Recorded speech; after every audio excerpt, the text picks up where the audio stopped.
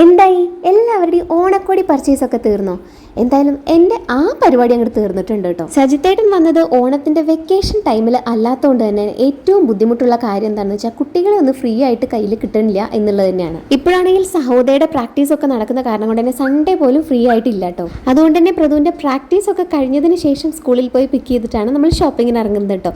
പാറു ആണെച്ചെങ്കിൽ സ്ഥലത്തേ ഇല്ല, പിന്നെ അതുകൊണ്ട് പാറുവിനെ കൂട്ടാൻ നിവർത്തിയില്ല. പ്രാക്ടീസ് കഴിഞ്ഞ് വരുന്ന സമയത്ത് നല്ല രീതിക്ക് എന്തെങ്കിലും കഴിക്കാൻ കിട്ടിയിട്ടില്ലെങ്കിൽ പ്രതുവിൻ്റെ സ്വഭാവം മാറും. അതുകൊണ്ട് തന്നെ നമ്മൾ ആദ്യം തന്നെ കഴിക്കാൻ വേണ്ടിയിട്ടാണ് പോയിട്ടുള്ളത്. ഓരോ ഐറ്റത്തിനെ പറ്റിയിട്ടുള്ള ഡീറ്റെയിൽ ആയിട്ടുള്ള എക്സ്പ്ലനേഷൻ ആണ് ഇപ്പോൾ ഈ നടന്നുകൊണ്ടിരിക്കുന്നത് കേട്ടോ. അങ്ങനെ നമ്മൾ എന്തൊക്കെയൊക്കെ ഓർഡർ ചെയ്തു. അങ്ങനെ അവിടെ വെയിറ്റ് ചെയ്യുന്ന ടൈമിൽ നമുക്ക് ബോറടിക്കാതിരിക്കാൻ വായിക്കാൻ വേണ്ടിയിട്ട് കുറച്ച് ബുക്സ് ഒക്കെ അവിടെ വെച്ചിട്ടുണ്ട് കേട്ടോ. ഓർഡർ ഒക്കെ ചെയ്ത് കഴിഞ്ഞ് 2 മിനിറ്റ് കഴിഞ്ഞപ്പോഴാണ് പെട്ടെന്ന് ബുദ്ധി ഉദിച്ചത്, നമുക്ക് ലോഡഡ് ഫ്രൈസ് മതി എന്നുള്ള തോന്നലുണ്ടായത് കേട്ടോ.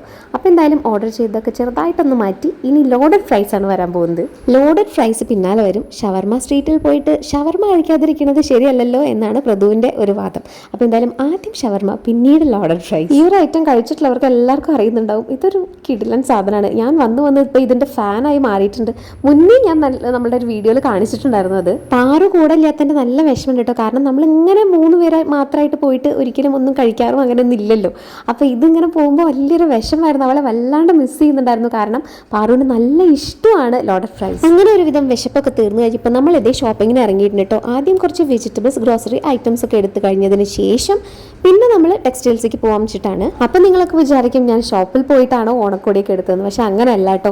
ഞാൻ മിക്കതും ഓൺലൈൻ തന്നെയാണ് മേടിച്ചിട്ടുള്ളത്. പക്ഷേ ഇത് ഒരു ചെറിയൊരു ആവശ്യമുണ്ട്. അത് ഇപ്രാവശ്യത്തെ ഓണത്തിന് ഞാൻ വളരെ ഇങ്ങനെ ആഗ്രഹിച്ചിരുന്നിരുന്ന ഒരു കാര്യമാണ്. അത് എന്തായാലും ഞാൻ നമ്മളുടെ വീഡിയോയിൽ കാണിക്കും. സൈത്തേട്ടനാണെങ്കിലോ ഷോപ്പിങ്ങിന് വലിയ താല്പര്യമൊന്നുമില്ല കേട്ടോ. പക്ഷെ എന്നാലും വലിയ ബഹളമൊന്നും ഉണ്ടാക്കാണ്ട് നമ്മളുടെ കൂടെ തന്നെ ഇങ്ങനെ നിന്നോളും.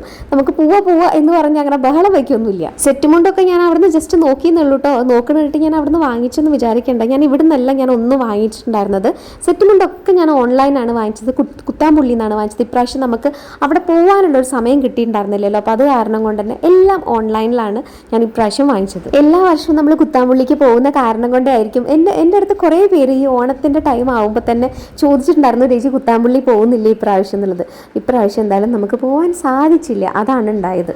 അങ്ങനെ നമ്മളുടെ പർച്ചേസൊക്കെ കഴിഞ്ഞിട്ട് അപ്പോൾ ഈ ഷോപ്പിൽ നമ്മൾ എന്താണ് ആ ഒരു സ്പെഷ്യൽ കാര്യം അതിന് വന്നത് എന്നുള്ളതും അതുപോലെ തന്നെ കുത്താമ്പുള്ളിയിൽ നമ്മൾ എന്തൊക്കെയാണ് വാങ്ങിച്ചത്, ഓൺലൈൻ എന്തൊക്കെയാണ് വാങ്ങിച്ചത് എല്ലാം നമ്മൾ വേറെ വീഡിയോയിൽ കാണിക്കാം കേട്ടോ. അപ്പം നമ്മളുടെ കുഞ്ഞു വീഡിയോ ഇത്രയേ ഉള്ളൂ. Okay, by.